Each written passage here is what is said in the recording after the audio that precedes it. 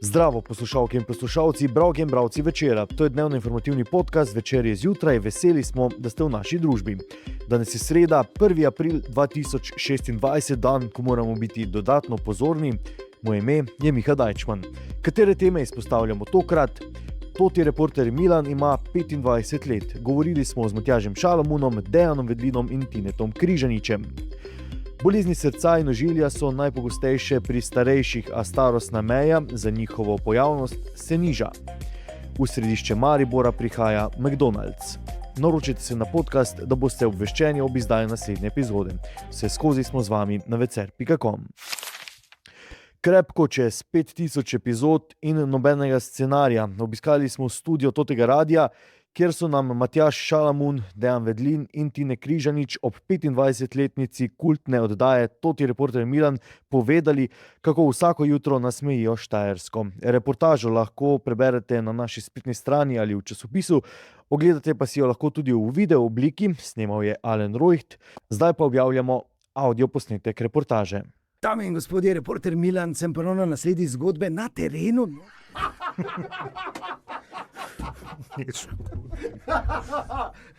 1. april 2026, točno 25 let po prvi oddaji Reporter Milan, mariborski dnevni satirični oddaji, ki je v tem času požela številne pozitivne reakcije, številna poslušanja, številne dogodke. Pogledali smo v zakulisje priprave te oddaje, govorili smo s Tinetom Križaničem, Dejanom Vedlinom in Matjažem Šalamunom Šalco. Stopite z nami na Toti radio. Tine Križanič, človek številnih likov v Reporterju Milanu, s katerim si se danes prebudil. Prebudim se vedno z normalnim, ne? Pa kam pa dan nas odpelje, to pa vprašanje. Kako skrat me odpelje na žensko stran, ampak... Ob kateri uri zveš, kateri lik oziroma kateri vse liki bodo? Ja, tik pred zdajci, tako da okoli 8:30 zvem, kaj sem spremenil danes. Se spomniš 1. aprila 2001? Spomnim, za čuda se spomnim, zato ker noben od nas ni točno vedel, kaj to bo. Tako da. Pa kakšna je bila tvoja vloga v tistem trenutku? Samo tehnik sem bil. Jaz sem v bistvu samo počakal, da Šalca pa Dejan svoj posnajde, pa sem skupaj zmontiral, to je bilo to. In na kateri točki si se ti kot glas pridružil Reporterju Milanu? Ja, kar nekaj časa je trajalo, pol je Šalca ugotovil, da se ne more sam s sabo več toliko kregati, da bi jaz malo pomagal, pa je tako čisto nevsiljivo sem prišel zraven, pa se je v žensko spremenil. Uspelo vam že 25 let dnevno satiro furat, verjetno nepredstavljivo na začetku, in kako se ti zdi zdaj še aktualno, še zanimivo tudi vam kot ustvarjalcem?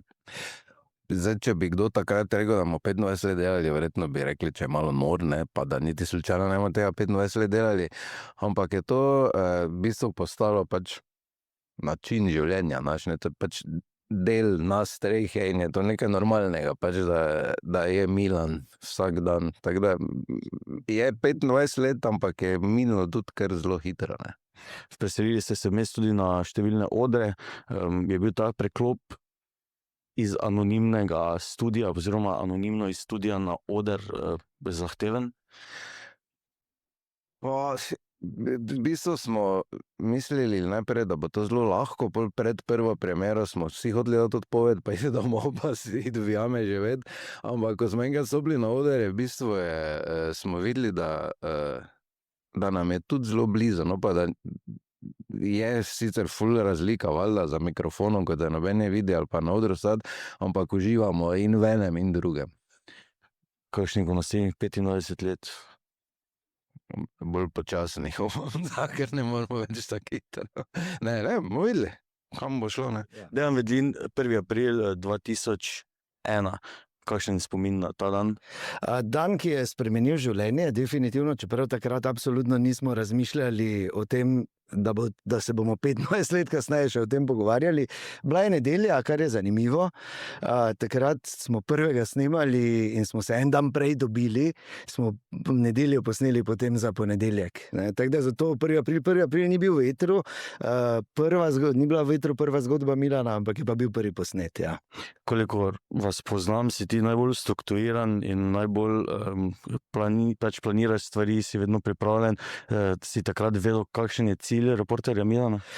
Torej, hotel si povedati, najmanj kreativen, hvala lepa, smo razumeli. Ne, nisem tega želel povedati, si pa mislim, koliko vem, sta malo bolj razpuščena sta tvoja soustvarjalca.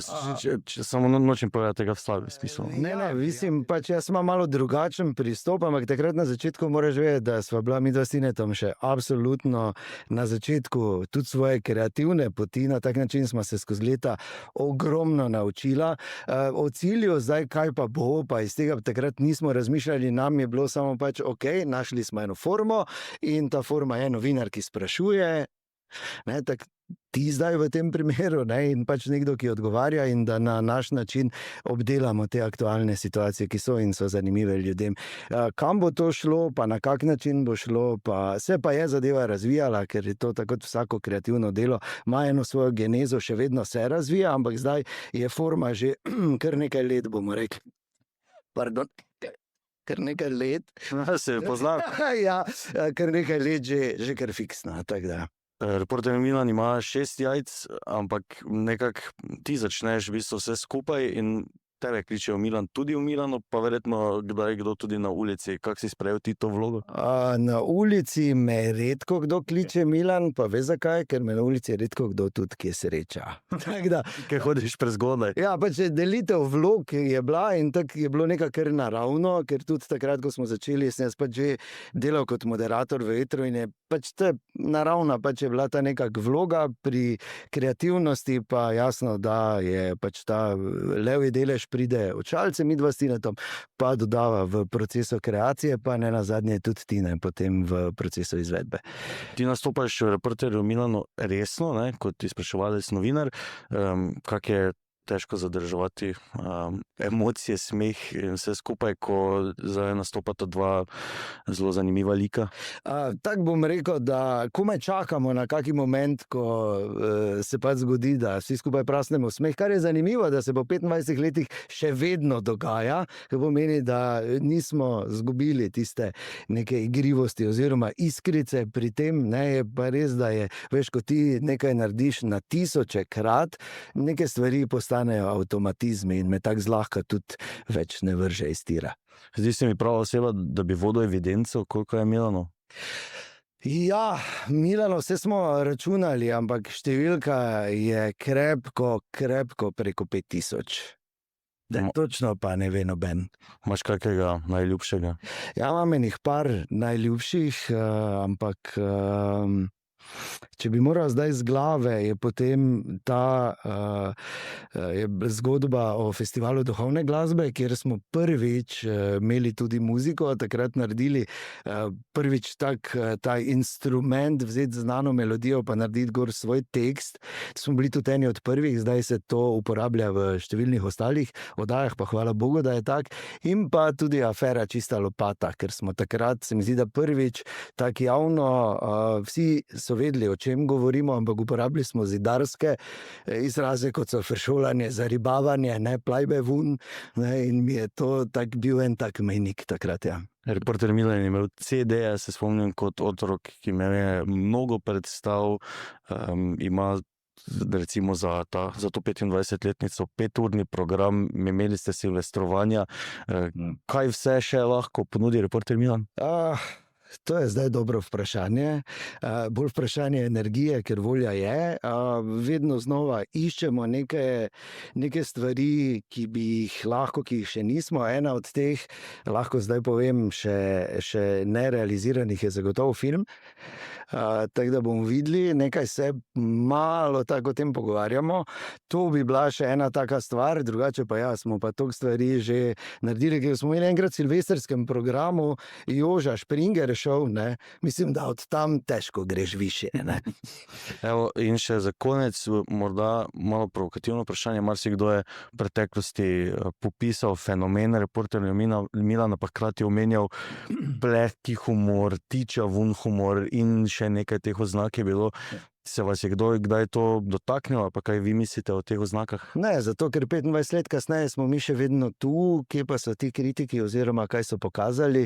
Zdaj morate vedeti, da to pač je satira, ki ima na voljo nekje 3 minute in v teh 3 minutah ti ne moreš poglobljenih zgodb delati, oblikovati karakterjev, karakternih lastnosti, ne, to mora biti na prvo žogo, mora biti hitro razumljeno, ampak tak je pri Milanu je tak, če lahko ga poslušaš tak skozi plehi humor, lahko si pa vzameš čas, poslušaš še enkrat, še dvakrat in najdeš, kje so pa še ene druge sporočilnosti na drugih nivojih noter. Pa če si nekdo ne vzame časa, vse je prav, samo da smo zdravi. Še danes poznam ljudi, ki se v delavnici ali pa na delovnem mestu ustavijo v trenutku, ko je objavljen Milan. Kaj vam to pomeni?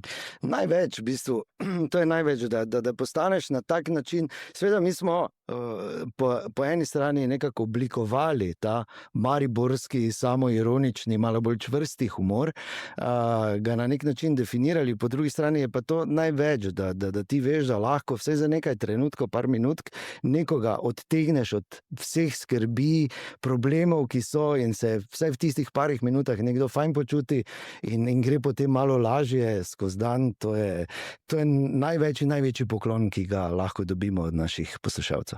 Matjaž Šalamun Šalca, 25 let kasneje, vrnimo se 25 let nazaj. Kak je bil tisti dan? V bistvu, ja, ko sem šel na radio, v bistvu nisem točno vedel, kako bo izgledalo. Mislim, ko sem prišel tja, pa sem videl 2 več ali manj izgubljena sodelavca, ki sta vedela še manj od mene, si nisem mislil, da bo to trajalo 1 leto, kaj šele 25. Spomnim se, da smo potem premaknili datum na 1. april, ker 1. april je bil nedelja. Mislim, da smo celo res se v nedeljo Dublin snemali za ponedeljek oziroma naredili pač neki poskus. Teh Milanov prvih ne rad poslušam, ker ima Medlin taki glas, kot da se še bril ni in bili so predolgi. Po drugi strani pa, ja, že od začetka smešni, ker poslušalci so to sprejeli in zato tudi trajamo 25 let. Je pa res, da če to delaš z veseljem, da če to delaš v okolju, ki ti vedno znova da teme, če imaš, bom rekel tudi, in to rad povem, pa ni prvič, tudi ne nazadnje Večer, ki je neizčrpen vir informacij in bom rekel največ tem idej osnovnih smo ravno dobili iz časopisa Večer, potem je laže. Se vam je kdaj zgodilo, da ni šlo skozi snemanje, da ste se dobili pa ne posneli? Ja, zgodilo se je tudi, da smo posneli, sem pol jaz rekel zbriši, bili smo malo po domače v sajtnotu, ampak tudi to se je zgodilo. V bistvu je redko kdaj imamo Milana pripravljenega prejšnji dan, oziroma nimam pripravljeno nič, dok se ne vsedemo. To ni zdaj neodgovorno, ampak to je naš način dela. Pridemo, Tina zbere 3-4 teme, potem se pomenimo, katera bi bila primerna, vidimo, kakšna je energija in se lotimo dela. Zdi se mi, da če bi bilo nekaj pripravljeno naprej, da ne je bilo tako spontano in pristno. Nekateri poznavalci pravijo, da se je Milan sedel v zavest raje mariborske, predvsem zaradi tega, ker se lahko poistoveti s tabo kot nekim poprečnim Mariborčanom, pa čeprav to dejansko nisi, ne, glede na vse svoje vloge in funkcije iz preteklosti, ampak da res lahko zadaneš žebljico na glavico za vse Mariborčane in Mariborčanke, pa za velik delež njih. Fora je, da jaz se najboljše počutim kot poprečen Mariborčan, res. Zato ideje, ki so bile v preteklosti, ti moraš biti župan, ti moraš biti ono, ne. Jaz vem, dokot moja sposobnost seže, kaj sem sposoben delati. Humor in povprečen Mariborčan, ker povprečen Mariborčan je zabaven in smešen, pač to je moje izročilo in jaz se res kljub nekaterim funkcijam drugim najboljše počutim v svoji koži, ko se pred trgovino pogovarjam z isto s povprečnim Mariborčanom, ki mi naredi obnovo 2 ali 3 Milanov in mi reče, to ste edino pozabili reči. To imam rad in to me nekako polni z energijo, zato ja, prav imaš, povprečen Mariborčan. Nisem tega trdil, samo omenil sem tvojo zmožnost razmišljanja na način številnih Mariborčanov in Mariborčank, mogoče še to, kaj pripravljate, v bistvu 25-letnici, je to sploh neka prelomnica za vas, glede na to, da ste še vedno kreativni? Ja, zdaj, tako bom rekel, ko se menimo v res takih okroglih obletnicah, brez da delam neko paniko, pa zaradi našega staža, ne nazadnje tudi Emšota, pa vseeno rad rečem, da je zadnja okrogla, ne? Čeprav zdaj ne želim si tega, ne? Saj tudi 30 je okrogla. Veš, tako je bilo, ne, dobro, dajmo delati 1 leto, bomo videli, dajmo delati 5, 10 in naenkrat smo tu pri 25. Jaz sem si srčno želel, da bi koga iz mlajših z svojim delom spodbudili, da bi se podobne stvari lotil. Je pa po drugi strani to izredno težko na dnevni bazi delati, ne. Dok je volja, kreativa, mi se še vedno imamo izredno fajn pri snemanju Milana. Tudi jutri bomo 5 ur, to se pravi, to je približno 20 vstopov, 20 Milanov se kregali sami sabo v živo. Tako da ja, dokler uživamo, bo to trajalo in dok bo odziv poslušalcev takšen, kot je, absolutno ja. Danes sem že to vprašal, številne oznake v preteklosti, se opravičujem. Dejano sem že vprašal v preteklosti številne oznake o plehkem humorju, ampak Dejan pravi, ne, 25 let smo že tukaj, vseeno to nek dokaz, da je tudi sporočilo skozi Milana bilo v teh letih poslano.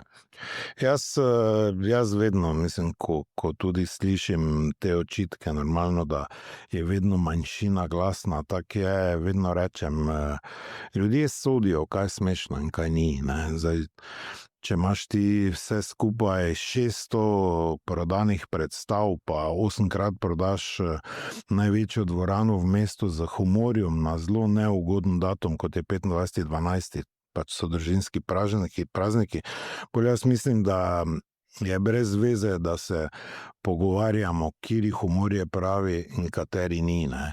Če si ljudem smešen, si smešen, zdaj, ali je plehko ali ne, mi za humor nimamo šole, ne. Jaz pravim, da smo mi našo mariborsko energijo, štajersko in štajerski humor ponesli po celi državi, mi se tega držimo in sigurno je, da se bo vedno kdo našel, da bo rekel, da to ni nivo. Zdaj pa jaz bi rad resnično vprašal enega tajega, kaj pa je nivo humorja, ne? Kolega Sašo Bizjak, naš fotoreporter, je ob tem, ko smo prihajali, sem omenil še predhodnico Milana, hvala Bogu, da je konec vikenda, ne, in kakšne zasluge ima recimo tisto početje iz preteklosti na to, da je Milan takšen, kot je? Ja, mislim, tisto so res bili, bom rekel, začetki radijskega humorja v Mariboru. Bom rekel, nek radijski Monty Python. Humor, ki je bil zelo direkten, ampak mogoče ne tako čisto uličen, kot je reporter Milan na prvo žogo. Je pripomoglo, sigurno, ker z HBDKV sem se tudi jaz osebno postavil na zemljevid radijskega humorja in verjetno, če tega ne bi bilo, me bivši lastnik Radia City ne bi pol 6 mesecev pisal, da nekaj rabi naj prijem delati, ker potrč na konkurenčnem radiju bo tudi stradal, zato da bi oni bili bolj poslušani in tako pač je bilo. In verjetno, ja, HBDKV ima zelo velike zasluge, to je bila top ekipa in priznam, da vsaj 3-4 krat letno po uro ali pa 2 še vedno poslušam in moja reakcija je, da čeprav noben je bil na tabletah, da se nam je nekaj hudega pod narekovaji moglo dogajati, da smo tu ven spravili dobro, ja, mislim, HBDKV sigurno ima zasluge. Ok, za konec še tvoja želja v 25-letnici Reporterja Milana. Ja, moja želja je v osnovi ta, da se v mestu ne bi tepli in kregali in se več smejali, ne glede, če si črni, rdeči, ne glede na pripadnosti, vse razprtije.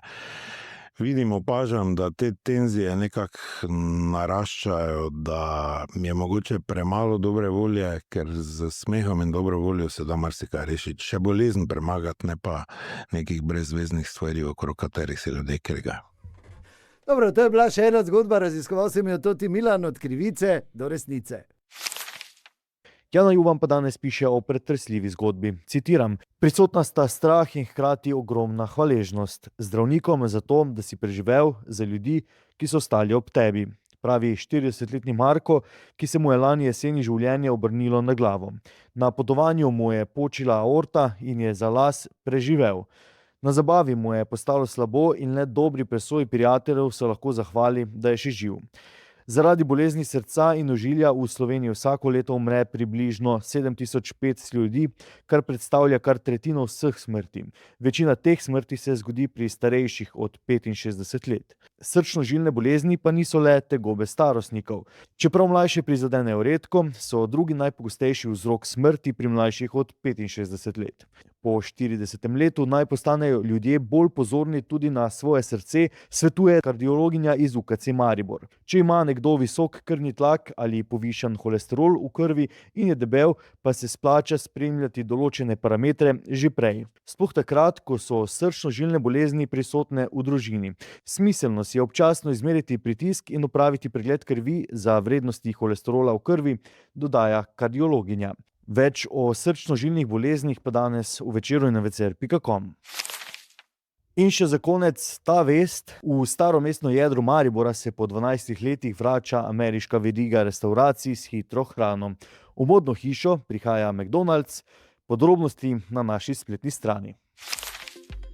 To je bil Večer zjutraj 1. aprila 2026. Da, 1. aprila. Z vami sem bil Miha Dajčman.